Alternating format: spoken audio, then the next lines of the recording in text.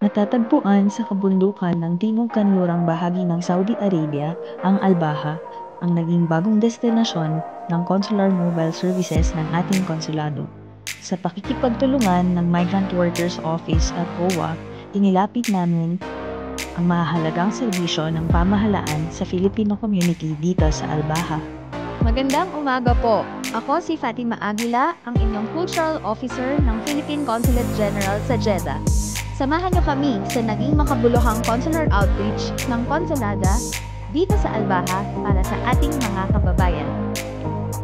Sa pakikipagtulungan ng Migrant Workers Office at OWA, inilapit namin ang mahalagang serbisyo ng pamahalaan sa Filipino community dito sa Albaha. Marami ang nakinabang sa mga serbisyo tulad ng pag-renew ng pasaporte, notarization at rehistrasyong sibil nang hindi na kailangang bumiyahe pa ng malayo.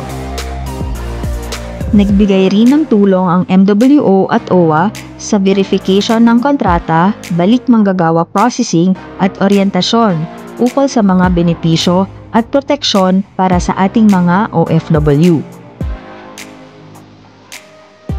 Isinagawa rin ang isang town hall meeting upang marinig ang mga hinaing at mungkahi ng ating mga kababayan.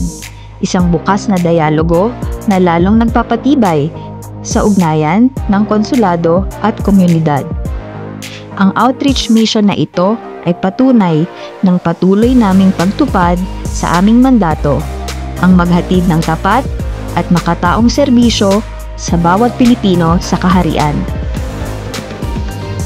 Maraming salamat, Albaha. Hanggang sa muli. Patuloy ang serbisyong tapat ng konsulada para sa ating mga kababayan.